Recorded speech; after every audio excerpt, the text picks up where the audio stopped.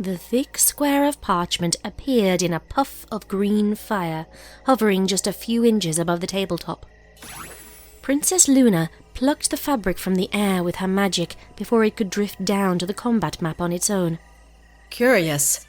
It has heft, she commented, holding the note below eye level so both she and the general could see the unusually dark writing surface. Not much was written upon it. Your Highness? General Firefly stood watching with her wings wide at attention. Aside from the princess and the general, the underground bunker was empty. All of the remaining senior staff were currently pinned to the battlefield. In most cases, literally. Luna placed the parchment onto the smooth surface of the stone table, temporarily cancelling her illusion spell in the process. A pictorial representation of Equestria wasn't very useful at the moment anyway. It was easy enough to remember which cities hadn't fallen. As the light from Luna's magic projection faded, 2 sconces on the cavern wall remained the only source of illumination in the damp, artificially carved-out room. The princess rubbed her sore left temple with an ankle. I am referring to this missive from my elder sister, General. The material she used is heavy, and it appears to have survived a fire. She gestured toward the paper. The surface had a mottled, sepia tone, and it looked like it had been charred around the edges. Luna squinted. The odd color makes it slightly difficult to read in this light.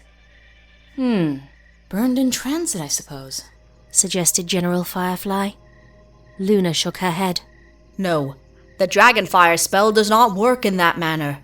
Although it may only be cast upon a single piece of paper at a time, the apparent burning effect one witnesses is illusionary.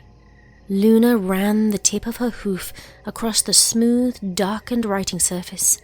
My word. Never before have I seen paper of this quality, General. It is clearly an ancient form of parchment, one designed to withstand the elements. I believe my sister wishes to preserve what she has written here for future generations. It was a rare and humbling experience for the princess to lay hoof upon anything older than herself, and she had the uncanny sense that she was doing so right now. After a few moments, Firefly noisily cleared her throat and toed at the floor. My apologies, General. Luna snapped back to attention. I shall read it aloud now. Manhattan has fallen but for a few pockets of resistance. I have done what is necessary to prevent Tirek from draining my magic, and I remain hidden. Though I would do anything to help my little ponies in their time of need, I lack the strength to mount another attack. Luna, you must approach Scorpan and beg for his aid.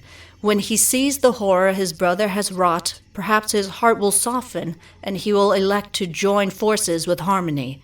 Act now, but please wait for the second half to arrive before leaving the bunker. 2 confused faces stared down at the strange paper. Wait for the second half? What does she mean? Pardon my curiosity, Highness, but the page she sent you is already mostly blank. Luna's brow knitted together. I do not know. More vexing yet, this letter tells nothing remarkable. I was already planning to seek Scorpan's aid once the allotted hour had passed. Princess Celestia knows we presently wait within the safest stronghold in all of Equestria, and nothing she sends to this room can fall into enemy hooves. The second note must be something of great value, such as a map or perhaps a rare spell. Well, maybe, but we already know where to find Scorpan. Another puff of green flame, and the second sheet appeared. It looked just like the previous one. Luna quickly yanked it down to the surface of the table with her magic. What does it say? Asked General Firefly. There were only 3 words on the page, or 5 if you counted the signature. Luna spoke them aloud. As she did, she used a tone of voice that made the tiny phrase sound more like a question than a statement. Good luck, sister? Princess Celestia. That is all? Luna's voice rose with frustration. What in Tartarus does Celestia mean by this cryptic nonsense? Princess Luna lifted both parchments up into the air to examine them more closely, side by side. Then she heard a soft, choking sound coming from across the table. In the space between the two pages, Luna could make out General Firefly's face. The general wore an expression that Luna had never before witnessed on a senior officer.